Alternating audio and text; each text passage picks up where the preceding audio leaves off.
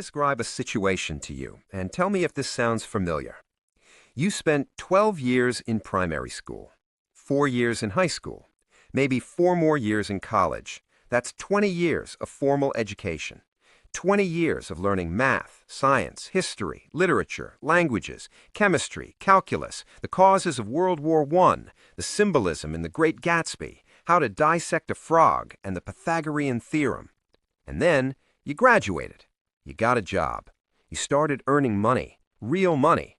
And you suddenly realized that nobody, not one single person in 20 years of education, taught you what to actually do with that money. Nobody taught you how a credit card really works. Nobody taught you the difference between a 401k and an IRA.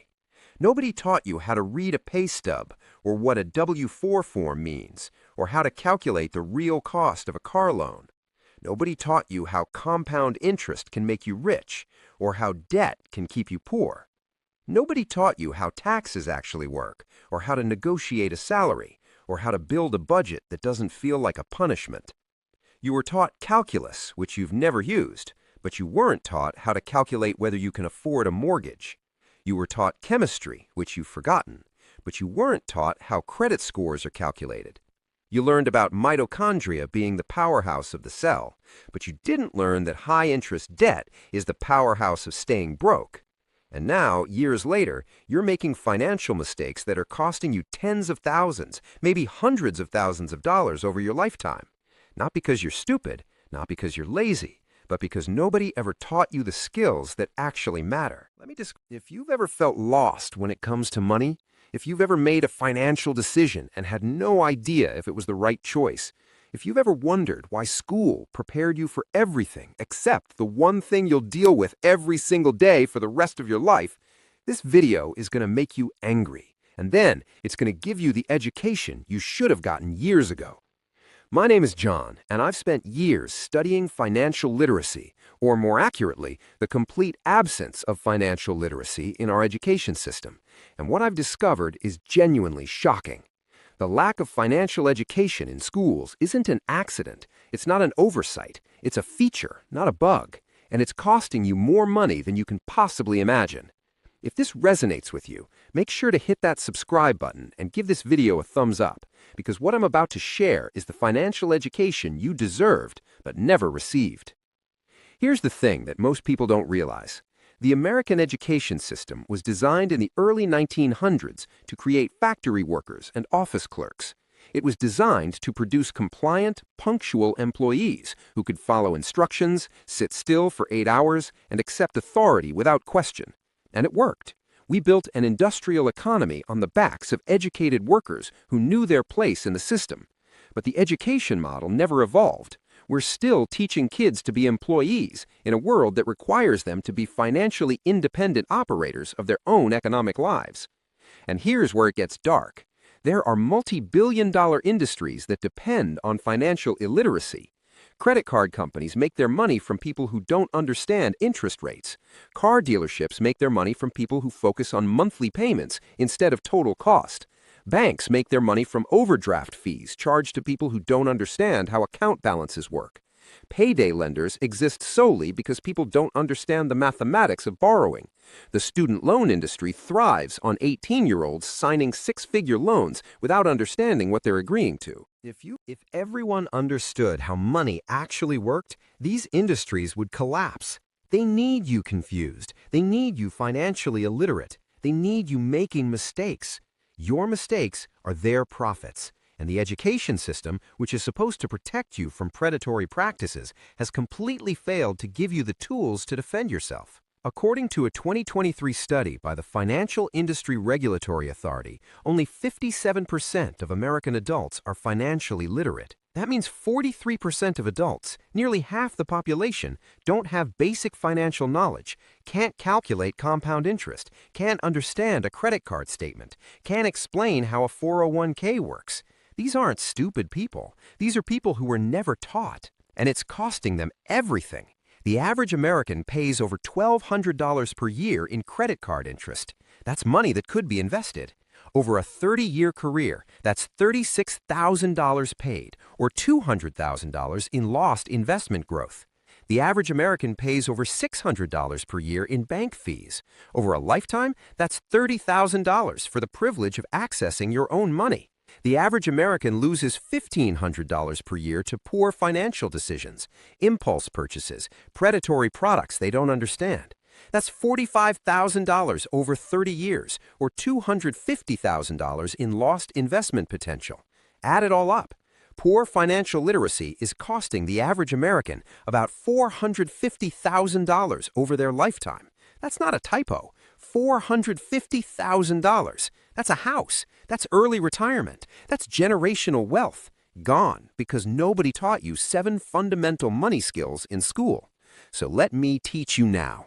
These are the 7 money skills that should have been taught in high school, that would have saved you hundreds of thousands of dollars, and that you need to learn right now if you haven't already. Money skill number 1, understanding the true cost of debt, especially compound interest working against you. Here's what you should have been taught. Debt comes in 2 forms, simple interest and compound interest. With simple interest, you're charged a percentage of the original amount you borrowed. With compound interest, you're charged interest on the interest. It compounds, it grows exponentially, and it will destroy you if you don't understand it. Let's say you have a credit card with a $5,000 balance and a 22% APR, which is about average. If you make the minimum payment of 2% of the balance, about $100, here's what happens. You'll pay it off in 293 months. That's 24 years. You'll pay a total of $11,600. For a $5,000 purchase, you paid $11,600. That's $6,600 in pure interest, money you worked for, handed over to a bank for nothing, just for the privilege of borrowing money you didn't have to buy things you probably didn't need. But it gets worse. That's $6,600 if you had invested it instead in a basic index fund averaging 10% annual returns over those same 24 years would have become $68,000.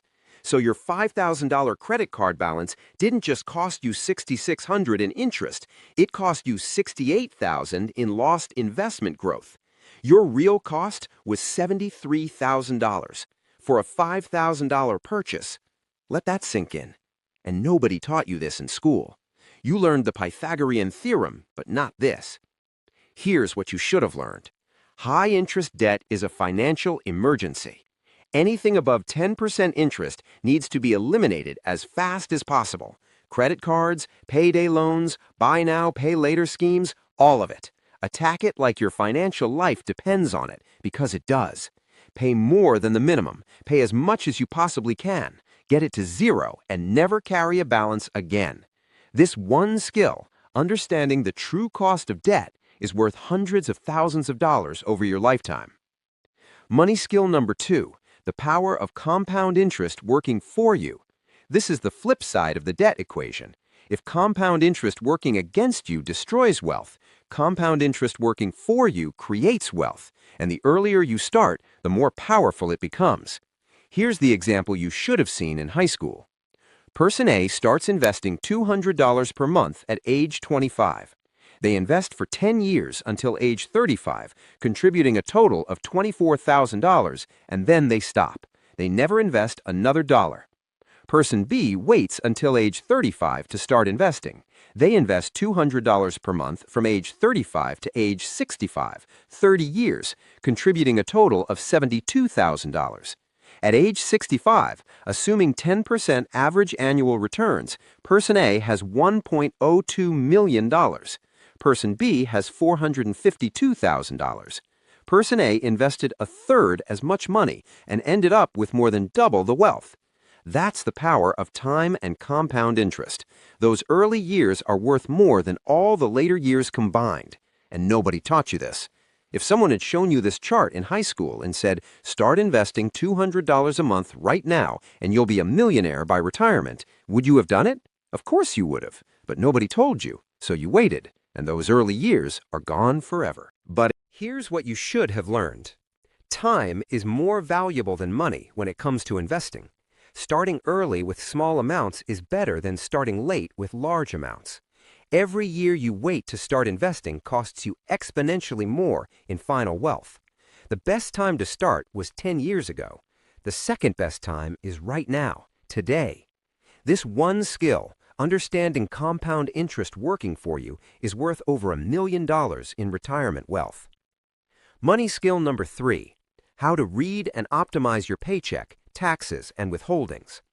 Most people get their first paycheck, see that the net is way less than the gross, and just accept it. They have no idea what all the deductions are. They don't know what FICA means. They don't understand federal withholding or state withholding or what their W-4 election does. Here's what you should have been taught. Your paycheck has 3 main sections: gross pay, deductions, and net pay. Gross is what you earned. Net is what you take home. Deductions are everything that comes out in between. The big deductions are federal income tax, state income tax, FICA taxes, which are Social Security and Medicare, and any pre-tax benefits like health insurance or 401k contributions. Here's what's critical. Federal and state withholding are estimates. The government is taking a guess at what you'll owe in taxes for the year based on the information you gave them on your W-4 form. If they withhold too much, you get a refund. If they withhold too little, you owe money at tax time. Most people think a big tax refund is great. It's not. A tax refund means you overpaid all year and gave the government an interest-free loan. That money should have been in your paycheck, in your bank account, being invested, or paying down debt. The optimal tax outcome is to owe or receive close to zero. You want your withholding to be as accurate as possible. Here's what you should have learned. Review your W-4 every year and adjust your withholdings to match your actual tax situation. Use the IRS withholding calculator. If you're getting big refunds, you're withholding too much. Adjust it and invest the extra money from each paycheck. Additionally, maximize your pre-tax deductions: 401k contributions, HSA contributions, FSA contributions. All of these reduce your taxable income, which means you pay less tax. A $100 contribution to your 401k might only reduce your paycheck by $70 because of the tax savings. You're investing $100 for $70 out of pocket. That's a 30% discount on investing, and nobody taught you this. This one skill, optimizing your paycheck and understanding taxes, is worth thousands of dollars per year in tax savings and investment growth. Here's money skill number 4. How to calculate the real cost of any purchase, not just the sticker price. This is the skill that would save you the most money on a day-to-day basis. Every purchase has 3 costs: the sticker price, the opportunity cost, and the total cost of ownership. Schools teach you the sticker price. Nobody teaches you the other 2. Here's what you should have been taught. The sticker price is what you pay today. The opportunity cost is what that money could have become if you invested it instead. The total cost of ownership is all the additional costs associated with owning that item over time. Let's use a car as an example. You're looking at a $35,000 new car. The sticker price is $35,000. The opportunity cost, if you invested that $35,000 for 30 years at 10% returns, is $612,000. The total cost of ownership over 10 years includes the purchase price, interest if financed, insurance, gas, maintenance, registration, and depreciation. For a $35,000 car, the total cost of ownership over 10 years is approximately $70,000. So your $35,000 car actually costs you $682,000 in real economic terms when you factor in opportunity cost. Now compare that to a $12,000 used car. Sticker price, $12,000. Opportunity cost over 30 years, $210,000. Total cost of ownership over 10 years, about $35,000. Real economic cost, $245,000. The difference between buying a new car and buying a reliable used car is $437,000 over your lifetime. One decision, $437,000. And nobody taught you to think this way. Schools taught you how to calculate the sale price with a discount, but not how to calculate the real cost. Here's what you should have learned. Before any major purchase, calculate all 3 costs. Ask yourself, what's the sticker price? What's the opportunity cost if I invested this instead? What's the total cost of ownership over time? Most of the time, when you do this math, you'll realize you can't actually afford the thing, or you'll choose a cheaper alternative. This one skill, calculating real cost, is worth hundreds of thousands of dollars in better purchasing decisions. Money skill number 5. How to negotiate everything, especially your salary. Nobody teaches negotiation in school. Not formal negotiation theory. Not practical scripts. Not role-playing exercises. Nothing. You graduate, get a job offer, and you're supposed to just magically know how to negotiate. Most people don't. They accept the first offer, and it costs them hundreds of thousands of dollars over their career. Here's what you should have been taught. Everything in life is negotiable. Your salary, your benefits, your car price, your rent, your medical bills, your credit card interest rate, everything. The person making the offer expects you to negotiate. They've left room in their budget for negotiation. If you don't negotiate, you're leaving money on the table that they were willing to give you. Let's focus on salary, because that's the big one. The average job offer has $5,000 to $15,000 of negotiation room built in. If you don't ask, you don't get it. If you negotiate and get $10,000 more on your starting salary and you get 3% annual raises for 40 years, that one negotiation is worth over $600,000 in lifetime earnings. One conversation, $600,000. Here's the script you should have been taught. Thank you so much for the offer. I'm very excited about this opportunity. Based on my research of market rates for this position and my experience and skills, I was expecting something in the range of X to Y. Is there any flexibility in the salary? That's it. You're not demanding, you're not threatening, you're asking a question. Is there any flexibility? 9 times out of 10, they'll come back with a higher number. Sometimes it's the full amount you asked for. Sometimes it's halfway. Sometimes it's a compromise with better benefits, but you'll almost always get more than the original offer. Here's what you should have learned. Always negotiate. Every job offer, every salary review, every major purchase. The worst they can say is no, and you're no worse off than before. But usually they say yes, or they meet you in the middle. This one skill, learning to negotiate, is worth over $500,000 in your lifetime, and it takes one uncomfortable conversation. Money skill number 6, understanding good debt versus bad debt, and how to use leverage responsibly. Not all debt is bad. This is something schools completely fail to teach. They either teach you that all debt is terrible and should be avoided, or they don't teach anything about debt at all. The truth is more nuanced. There's good debt and bad debt. Here's what you should have been taught. Bad debt is debt used to purchase depreciating assets or consumption. Credit card debt for clothes or restaurants, car loans for new cars, personal loans for vacations. This debt costs you money, the asset loses value, and you're worse off financially. Good debt is debt used to purchase appreciating assets or to invest in income-generating opportunities. A mortgage on a house that increases in value. A student loan for a degree that increases your earning potential. A business loan for a business that generates profit. This debt, if used wisely, makes you money. The asset appreciates or generates income that exceeds the cost of the debt. Here's the example you should have seen. You take out a $200,000 mortgage at 4% interest to buy a house. Your monthly payment is about $955. Over 30 years, you'll pay $344,000 total, so about $144,000 in interest. But the house appreciates at an average of 3% per year. In 30 years, it's worth $485,000. You paid $344,000 total and now own an asset worth $485,000. You're up $141,000. Plus, you had somewhere to live for 30 years. Compare that to renting for 30 years at $1,500 per month. You'd pay $540,000 total and own nothing. The mortgage, even with the interest, was the better financial decision. That's good debt. It increased your net worth. Here's what you should have learned. Avoid bad debt at all costs. Use good debt strategically when the numbers make sense.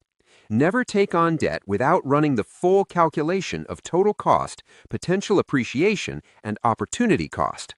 Understand the difference between debt that makes you poor and debt that makes you rich. This one skill, understanding debt types and leverage, is worth hundreds of thousands of dollars in better borrowing decisions. Money skill number 7, building systems and automation for financial success.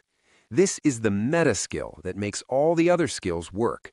Willpower doesn't work. Discipline doesn't work. Trying to manually manage your money every month doesn't work. You'll slip up. You'll forget. You'll get busy. Life will happen. The only thing that works is systems and automation. Here's what you should have been taught. Pay yourself first by automating your savings and investments. The day your paycheck hits, money automatically moves to your savings account, your investment account, your retirement account, before you have a chance to spend it.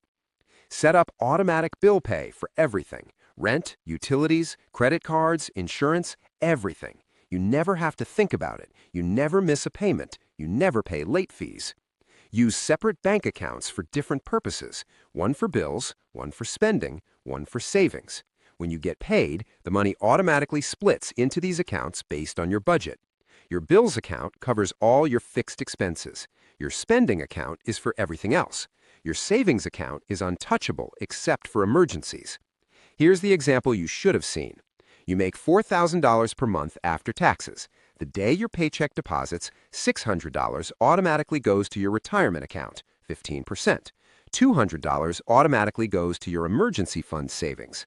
$2,400 goes to your bills account to cover rent, utilities, insurance, car payment, everything fixed.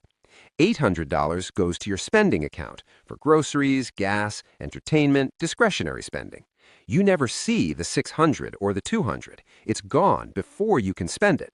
Your bills are paid automatically, and you have $800 to spend guilt-free because everything else is handled. This system removes all the friction, all the decisions, all the opportunity to mess up. It runs on autopilot. Here's what you should have learned. Automate everything. Pay yourself first. Use separate accounts. Remove decisions and willpower from the equation. Build systems that make the right financial choices the default choices. This one skill, building automation systems, is worth everything because it makes all the other skills actually work in real life.